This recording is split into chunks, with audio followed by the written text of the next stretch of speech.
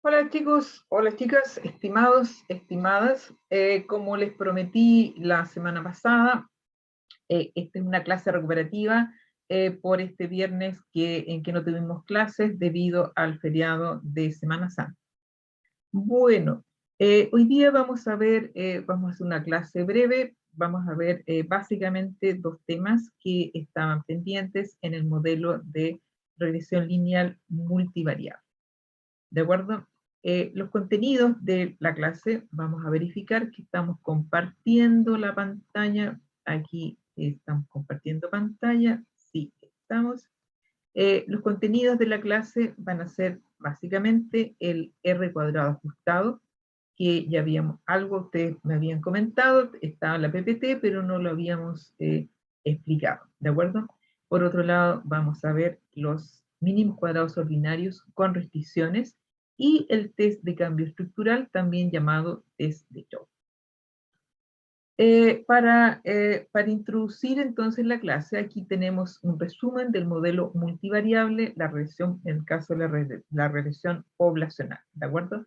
En la notación escalar, nosotros teníamos la variable pendiente en función de un grupo de variables explicativas, en que formalmente tenemos k menos una variable explicativas y tenemos k parámetros beta, en que el primer parámetro es el intercepto. ¿De acuerdo? Y los siguientes parámetros son las respectivas pendientes de las variables explicativas del modelo, más un término de error. En notación matricial, nosotros tenemos un vector de observaciones para la variable dependiente, tenemos una matriz X de variables explicativas, en que esta matriz, la primera columna de la matriz X es una columna de unos, donde de alguna manera estamos indicando el intercepto, ¿de acuerdo? Por otro lado, tenemos un vector de parámetros beta y un vector de errores. Dentro de los supuestos del modelo multivariable tenemos los mismos supuestos que teníamos en el modelo simple, o sea que el valor esperado de los errores es 0, la varianza de los errores es sigma cuadrado para todas las observaciones y la covarianza entre dos observaciones es igual a 0, ¿de acuerdo? Y resumiendo estos dos supuestos, en el modelo multivariable tenemos que la matriz de varianza y covarianza es sigma cuadrado por la matriz identidad. Por otra parte, tenemos que la covarianza entre la matriz X y el vector de errores es igual a 0. Eso quiere decir que las variables explicativas no están correlacionadas con los errores y también que las variables explicativas no son estocásticas, ¿de acuerdo? Con estos supuestos agregamos un cuarto supuesto que decíamos que los errores se distribuyen en una normal de media 0 y varianza sigma cuadrado por la matriz identidad. En el caso de la función de regresión muestral o el modelo multivariable, en el caso de la regresión muestral, tenemos que en la notación escalar tendríamos que gorro es igual a los parámetros beta estimados, los estimadores de los parámetros beta, por las respectivas variables explicativas. En la notación matricial, aquí me falta el gorrito de la variable dependiente, sería y gorro sería igual a x beta, ¿de acuerdo? Ahí. El estimador de mínimos cuadrados ordinarios, dijimos, en el modelo matricial sería x' a la menos 1 por x' y este estimador beta, el conjunto de parámetros beta, se distribuye como una normal de media beta y varianza sigma cuadrado por la inversa de la matriz cuadrada x' a la menos 1. Recuerden que los estimadores de mínimos cuadrados ordinarios son y sesgados, por lo tanto, el valor esperado de beta gorro es igual a beta. Y eso se cumple para todos los parámetros beta, ¿de acuerdo? Para todos los parámetros beta. Bueno, la pregunta aquí que nosotros nos hacíamos era cuál era la bondad del modelo, ¿de acuerdo? ¿Cuál es la bondad del modelo o la calidad del ajuste del modelo?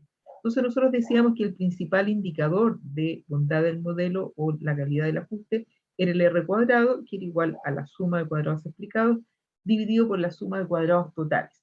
¿Qué significa esto más allá de un término matemático? Significa el R cuadrado nos decía cuánto de las variaciones de la variable dependiente en el modelo poblacional estarían explicadas por la función de regresión muestral, ¿de acuerdo? cuánto de la variable, cuánto de las variaciones de la variable dependiente estarían explicadas por nuestra función de regresión muestral. Y fíjense que cuál es el problema en el modelo multivariable. Como tenemos que el R cuadrado depende de la suma de cuadrados explicados, vamos a tener que la suma de cuadrados explicados aumenta con el número de variables explicativas. Y ahí tenemos un problema, porque si nosotros agregamos más variables explicativas al modelo, vamos a tener una mayor suma de cuadrados explicados, vamos a tener que aumenta la suma de cuadrados explicados y por lo tanto aumenta el valor de R, el R cuadrado, ¿de acuerdo? Aumenta el valor de R cuadrado.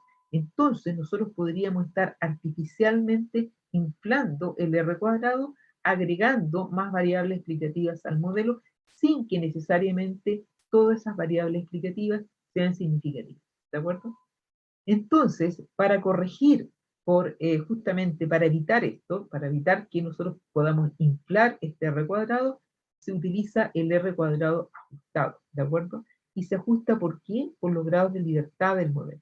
Entonces, el R cuadrado ajustado, que es R cuadrado con una barrita arriba, sería igual a 1 menos R cuadrado. Esto surge fundamentalmente de usar la suma de cuadrados residuales. Todo eso multiplicado por el cociente entre n-1 dividido por n-k, que son los grados de libertad del modelo. ¿Por qué n-1? Porque cuando nosotros estimamos el intercepto, estamos quitando un grado de libertad al número de observaciones muestrales, ¿de acuerdo? Para estimar los parámetros beta, nosotros quitamos k grados de libertad. Entonces tenemos que el R cuadrado ajustado sería simplemente el R cuadrado del modelo, pero ajustado por los grados de libertad. Entonces veamos un ejemplo. Aquí tenemos un modelo, una función de regresión muestral con dos variables explicativas. ¿De acuerdo? Tenemos que y gorro es igual a menos 13 más x2, en que beta 2 en este caso es 1, y más 3 por x3. Tenemos que el R cuadrado aquí se calculó en 0,48 o 48% y tenemos que n es igual a 10. El valor de parámetros del modelo, aquí tenemos tres parámetros del modelo, beta 1, beta 2 y beta 3, por lo tanto k es igual a 3. ¿Cuál sería el valor del R cuadrado ajustado? Tenemos que esto es 1 menos R cuadrado, multiplicado por el cociente entre n menos 1 dividido n menos k. Entonces nos quedaría 1 menos 0,48 es igual a 0,42. Nos quedaría n es igual a 10, menos 1 nos queda 9, y 10 menos 3 nos queda 7. Todo esto nos da 0,33.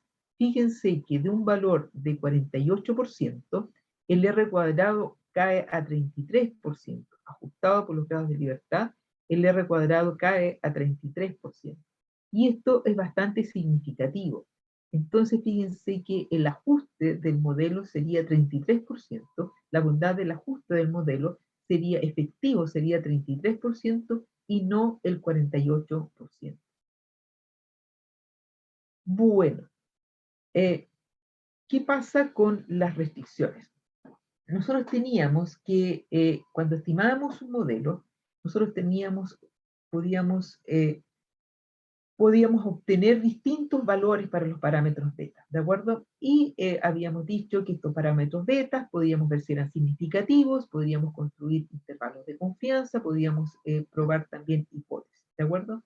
Cuando nosotros probamos hipótesis, estas hipótesis generalmente vienen de la teoría, ¿de acuerdo? De la teoría o de los conceptos, que es la teoría económica o la teoría de finanzas o de administración, etc. Entonces, la teoría nos va a decir que los parámetros del modelo tienen un cierto comportamiento, o tienen un valor específico. Por ejemplo, en el modelo KPM, que nosotros habíamos estimado en el laboratorio, el modelo KPM me dice que el intercepto es 0, por una parte, y que la pendiente del modelo KPM es positiva, es mayor que 0, ¿de acuerdo? Por otra parte, en el modelo multivariable, cuando nosotros estimábamos, por ejemplo, una función de Cobb-Douglas, el modelo nos decía, o la teoría nos dice que si la función de producción tiene retorno constante de escala, los parámetros de uso de capital y de trabajo deberían sumar 1. ¿De acuerdo?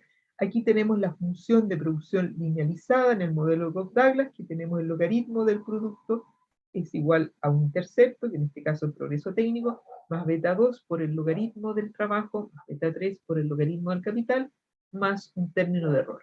¿Qué son beta 2 y beta 3? Beta 2 y beta 3 son los coeficientes de uso de los respectivos factores. Beta 2 es el coeficiente de uso de trabajo y beta 3 el coeficiente de uso de capital.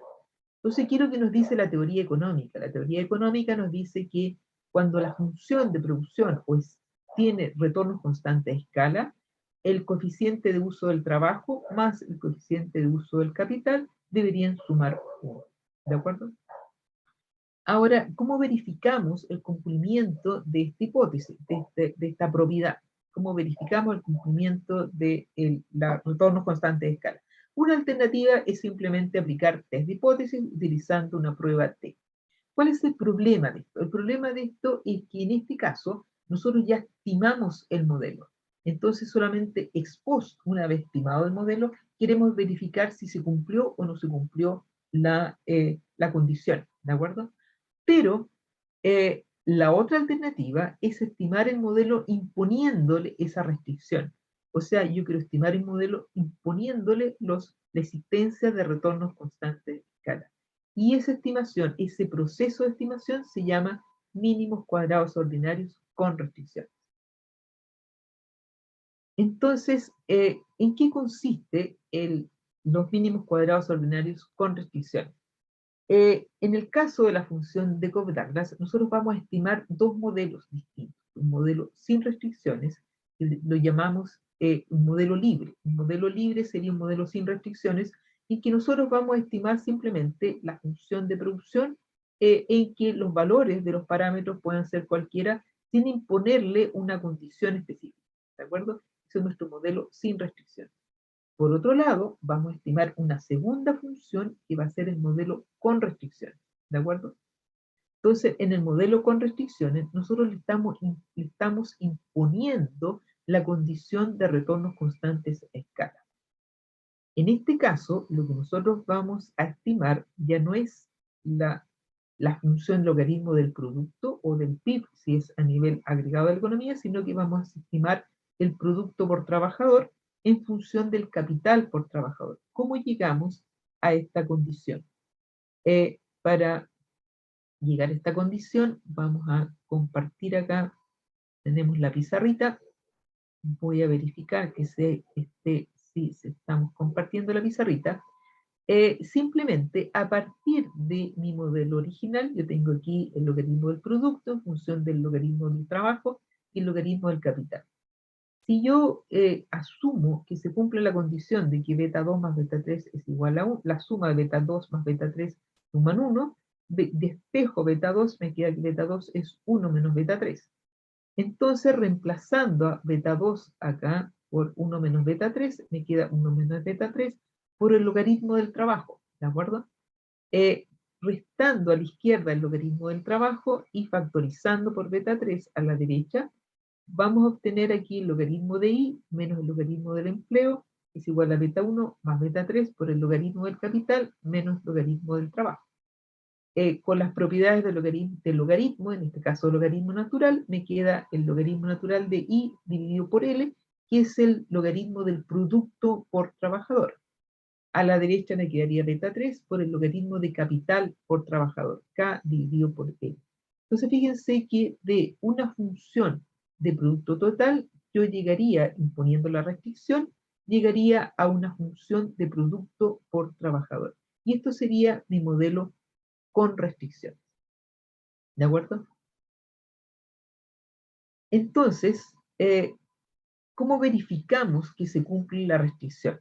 Para verificar el cumplimiento de la restricción, vamos a usar un test de hipótesis comparando la suma de cuadrados residuales del modelo con restricciones con la suma de cuadrados residuales del modelo libre o sin restricciones. El test de hipótesis, entonces, es simplemente la restricción, que en este caso sería si existen retornos constantes de escala, sería nuestra afirmación. Existen retornos constantes de escala versus la hipótesis alternativa, no existen retornos constantes de escala. ¿Qué usamos como prueba? En este caso, como estadístico. El estadístico en este caso es una F. ¿Por qué es una prueba F, una distribución F? porque aquí vamos a comparar la suma de cuadrados residuales. En el numerador, nosotros vamos a comparar la suma de cuadrados residuales del modelo con restricción con la suma de cuadrados residuales del modelo sin restricción. Todo eso ajustado por el número de restricciones, que es n. En el denominador, nosotros tenemos la suma de cuadrados residuales del modelo sin restricción, ajustado dividido por los grados de libertad del modelo n menos k. El cociente aquí de estas dos sumas de cuadrados residuales sería el cociente de 2chi cuadrados. Recuerden que la suma de cuadrados residuales se distribuye como una chi cuadrado. Por lo tanto, lo que tenemos acá es el cociente de 2chi cuadrados. El cociente de 2chi cuadrados se distribuye como una f. ¿De acuerdo?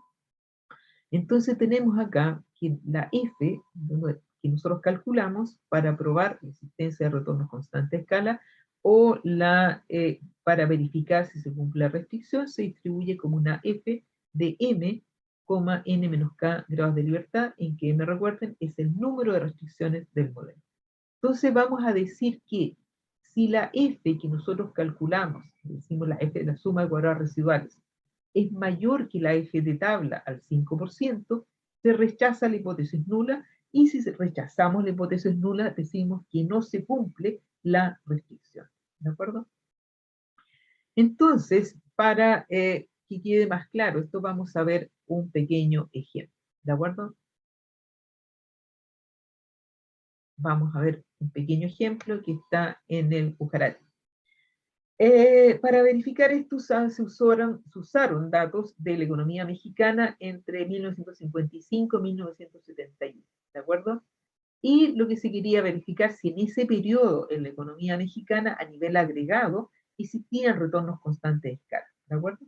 Entonces se estimaron dos modelos, un modelo sin restricciones, estimando la función de producción de la economía sin importar si los parámetros sumaran uno o no, los parámetros de capital y trabajo, y otro modelo con restricciones, que en este caso estaría estimando el producto por trabajador. Entonces, en el primer caso, en el modelo sin restricciones, nos queda que el logaritmo del producto estimado sería igual a menos 1,6524, que sería el valor del intercepto, y me queda es 0,3397, sería el coeficiente de uso de trabajo, y 0,8460 el coeficiente de uso del capital. Si nosotros sumamos estos dos números, obtendríamos un valor un poco mayor que 1. Pero obviamente a simple vista no podemos decir si existen o no retornos constantes a escala, ¿de acuerdo? El R cuadrado en este caso es muy cercano a 1, y tenemos que la suma de cuadrados residuales es 1,36% para 20 observaciones, ¿de acuerdo?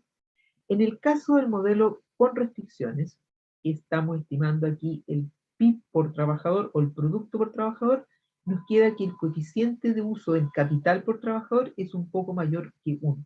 Fíjense que este coeficiente es más alto que el coeficiente que estimamos aquí arriba, ¿de acuerdo? En este caso, el R cuadrado baja un poquito, pero igual es alto, nos queda casi 98% o 97,8%. La suma de cuadrados residuales en este caso es 1,66, y para las mismas 20 observaciones. Entonces, aplicando el test de hipótesis, en que la hipótesis nula me dice que existen retornos constantes de escala, la hipótesis alternativa me dice que no existen retornos constantes de escala, construimos nuestra prueba F. Recuerden, la prueba F sería la suma de cuadrados residuales del modelo con restricciones menos la suma de cuadrados residuales del modelo sin restricciones, todo eso dividido por la suma de cuadrados residuales del modelo sin restricciones, y en cada caso ajustado por los grados de libertad en el denominador, y en el numerador por el número de restricciones. ¿Cuántas restricciones tenemos acá? Una, porque es la existencia de retornos constantes de escala. El valor de F en este caso es 3,75, ¿de acuerdo? Pero fíjense que el valor de F de tabla, el valor crítico de tabla, de 1,17 grados de libertad, nos queda que es 4,45. Por lo tanto, este 3,75 es menor que el valor crítico de tabla, 4,45. Por lo tanto, no podemos rechazar la hipótesis nula. Si no rechazamos la hipótesis nula, podríamos decir que existieron retornos constantes a escala en el periodo. ¿De acuerdo? Esa sería nuestra conclusión. O sea, nosotros podríamos decir, no podemos, dado este test de hipótesis, no podemos descartar que existieron retornos constantes a escala en el periodo, en ese periodo, en la economía mexicana. Más de esto no podemos decir. ¿Podemos decir que existen retornos constantes de escala para siempre en México? No. Solamente podríamos decir que existieron, no podemos descartar que existieron retornos constantes de escala en la economía mexicana, pero en ese periodo, ¿de acuerdo? O sea, para poder demostrar la existencia de retornos constantes de escala en el tiempo, necesitaríamos datos más actuales, ¿de acuerdo? Bueno, algo muy similar con los mínimos cuadrados ordinarios con restricciones es lo que llamamos el cambio estructural.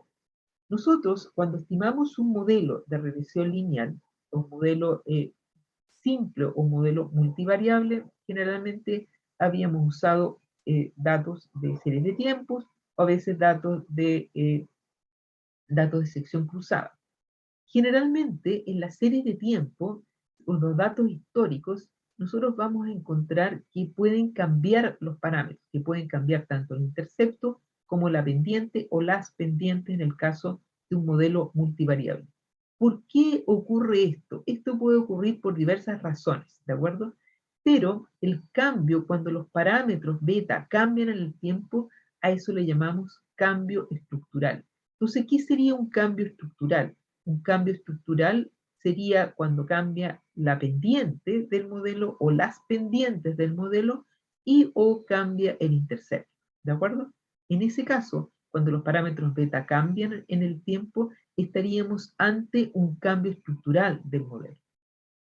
Entonces decíamos que el cambio estructural se puede expresar por un cambio en el intercepto o un cambio en la pendiente o en ambos parámetros, ¿de acuerdo? Un cambio en la pendiente en el modelo simple o en las diversas pendientes en el modelo multivariable.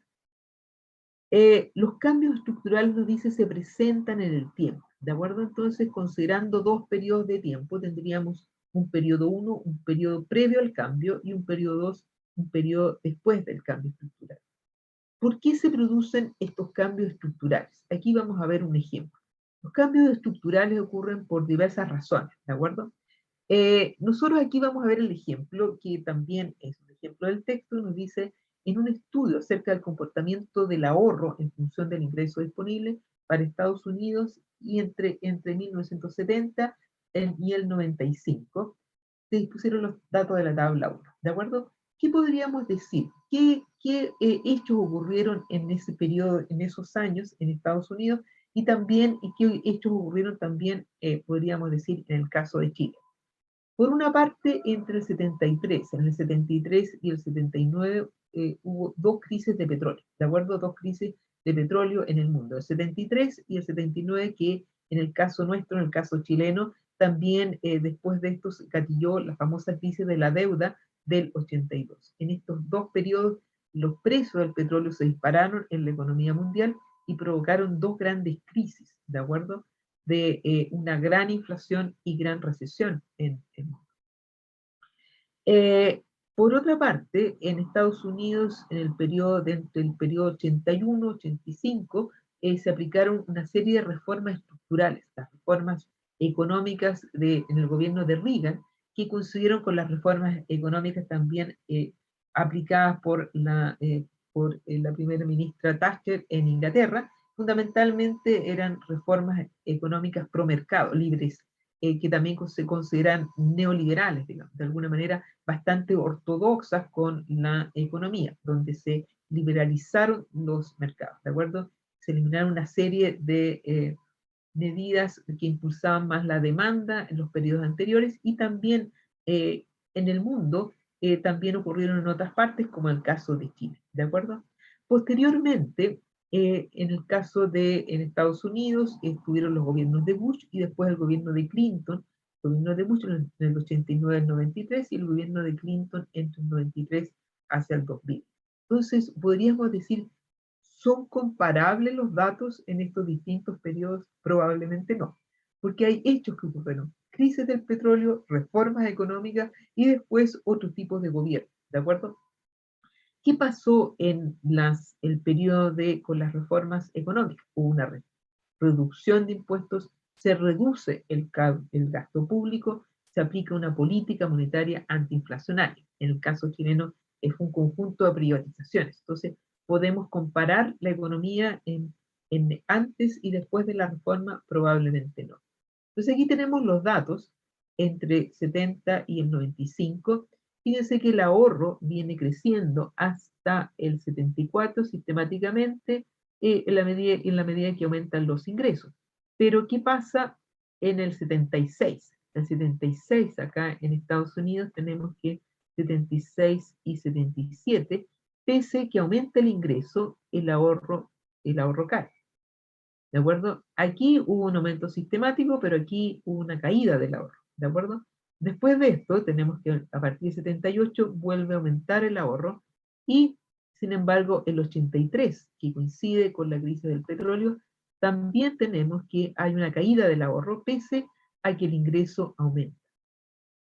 Entonces aquí, con estos datos, también esto ocurre en el 86. ¿De acuerdo? Aquí también ocurre en el 86 y esto se da hasta el 89. ¿De acuerdo? A pesar de que aumenta el ingreso, el ahorro cae. Entonces aquí podríamos estar, fíjense que mirando estos datos, podríamos estar ante un cambio estructural. ¿De acuerdo? Entonces, ¿cómo aplicamos, cómo verificamos si realmente hubo cambio estructural? Aquí se aplica lo que se llama el test de cambio estructural o test de Shor. Entonces, ¿cuál sería la hipótesis nula? La hipótesis nula me dice no hubo cambio estructural en el periodo. Fíjense que la hipótesis nula, cuando me dice que no hubo cambio estructural en el periodo, me está diciendo que los parámetros del modelo no cambian. Por lo tanto, estoy imponiendo una restricción en el modelo. ¿Cuál sería la restricción? Es que no hay cambio de parámetros. ¿De acuerdo? Entonces tenemos nuestra regresión, que sería el ahorro como variable dependiente en función del ingreso disponible. Lo que queremos verificar nosotros es estos parámetros, tanto el intercepto como la pendiente, uno u otro o ambos, cambiaron en los distintos periodos de tiempo. ¿De acuerdo? La hipótesis alternativa me dice que sí hubo cambio estructural en el periodo. Por lo tanto, cuando hablamos de que puede haber habido cambio estructural, sería el modelo sin restricción, ¿de acuerdo? Porque si los parámetros difieren, no quiere decir que estamos dejando el modelo libre, ¿de acuerdo? No le estamos imponiendo la restricción en que sean iguales los parámetros. Entonces, nuestro modelo con restricción sería un modelo en que no hay cambio de parámetros, no hay cambio estructural. El modelo sin restricción en que los parámetros pueden diferir. Vamos aquí a considerar los dos periodos, el periodo antes y después, ¿de acuerdo? De las reformas o de las crisis o de las reformas. Entonces, el periodo 1, vamos a tener la regresión en el periodo 1, sería el ahorro del periodo 1, beta 1 del periodo 1, beta 2 del periodo 1, más el error del periodo 1. En el periodo 2 tendríamos, esto es antes del cambio estructural, periodo 2 después del cambio estructural. Ahorro del periodo 2, beta 1 del periodo 2, beta 2 del periodo 2 y el ahorro del periodo 2. ¿De acuerdo? Estimando estos dos modelos con los datos de la tabla, se obtuvieron las siguientes regresiones. La primera regresión se obtiene para los primeros 10, aquí tenemos grados de libertad, en 10, 24 para los primer periodo antes de las reformas estructurales, la segunda regresión después de las reformas estructurales y la tercera regresión se estima con todos los datos. ¿De acuerdo? Entonces tenemos acá, si tenemos 10 grados de libertad y tenemos que K es igual a 2 parámetros, aquí se me salió, tendríamos que con 10 grados de libertad, tendríamos que N1, el valor de N1 es igual a 2, ¿de acuerdo? Entonces, si tenemos que N1 es igual a 12, nos vamos a los datos, tendríamos entre el 70, tendríamos este primer periodo hasta acá, ¿de acuerdo? Tendríamos el primer periodo y diríamos que aquí coinciden, fíjense que aquí está la crisis del petróleo y coincide con el periodo de reformas estructurales. Aquí tenemos crisis del petróleo, pero lo que queremos ver nosotros es si las reformas estructurales tuvieron un quiebre acá en el comportamiento del ahorro en Estados Unidos o no. Entonces se estima un primer conjunto de una primera regresión con los datos, los primer conjunto de datos entre el 70 y el 82, ¿de acuerdo? Tenemos 12 observaciones. El segundo conjunto la segunda regresión se estima con el segundo conjunto de datos. Y aquí tenemos los grados de libertad son 12, aquí tenemos que N2 es igual a 14.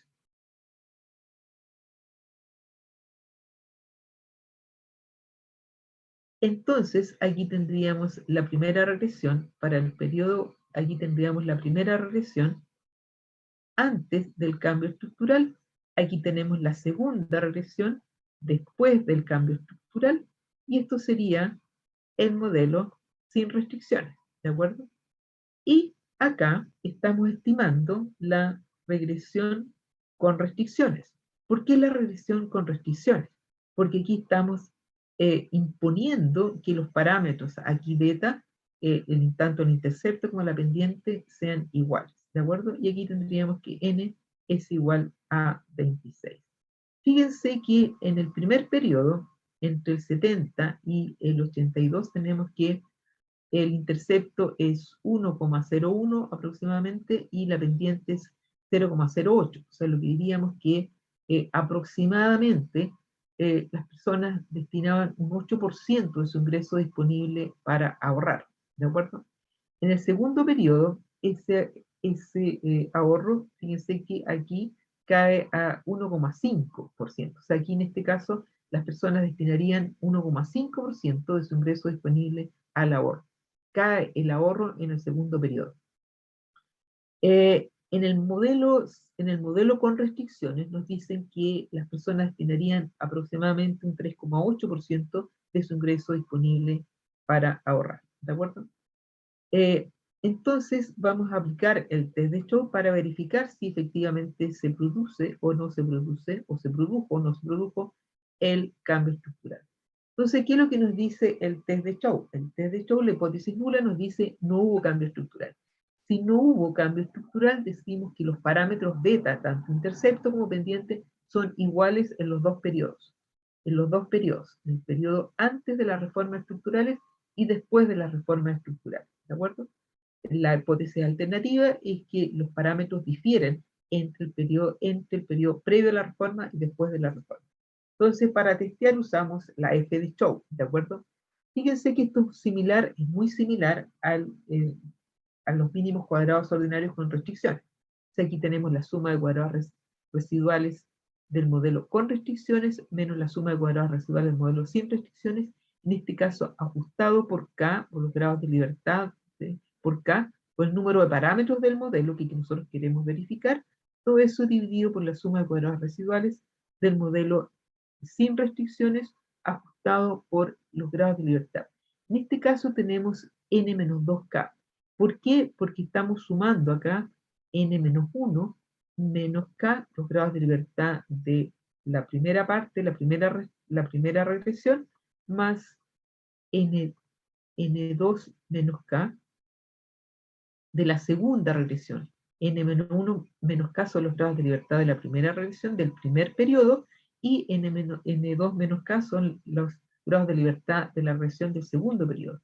Esto nos queda N1 más N2, nos queda N, y nos queda menos 2K, que serían los grados de libertad de la regresión sin restricción, ¿de acuerdo?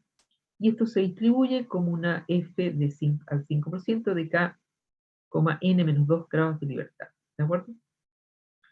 Nos dice que si la F de Chow es mayor que la F del 5%, el valor crítico de F, el valor de tabla de la F, se rechaza la hipótesis nula y por lo tanto existiría cambio estructural. Veamos con los datos que vieron cómo nos quedaría el valor de F. Con los datos teníamos la suma de cuadrados residuales del modelo con restricciones, que sería el modelo donde usamos todos los datos, sería 23.248, la suma de cuadrados residuales del modelo sin restricciones, que sería estimando las dos restricciones por separado, sumando, agregando la suma de cuadrados residuales de esos dos modelos, me queda 11.790 aproximadamente, y aquí tenemos dos parámetros K, y aquí tenemos los grados de libertad, n es igual a 26, menos 2K me queda 4, y finalmente me queda que el valor de f es igual a 10,69. ¿De acuerdo? El f de Chow me queda 10,69. El valor crítico de tabla sería la f de 2,22 con 5 del 5%, que me queda 3,44. Por lo tanto, tenemos que la f de Chow, el valor de f de Chow, el test de Chow, es 10,69, que es mayor que el valor crítico de tabla. Por lo tanto, rechazamos la hipótesis nula, que nos dice que no hubo cambio estructural, que los parámetros son iguales, por lo tanto, no podemos negar que hubo cambio estructural. O podríamos afirmar que sí hubo cambio estructural en el periodo. Bueno. Vamos a dejar de compartir. Vamos a repasar algunas de estas cosas. Lo van a ver, van a tener una ayudantía la próxima semana y van a poder ejercitar tanto el test de Chow de cambio estructural como los mínimos cuadrados ordinarios con restricción. Bueno, chicos, bueno, chicas, estimados, estimadas, me despido de ustedes y mucha suerte. Chao, chao.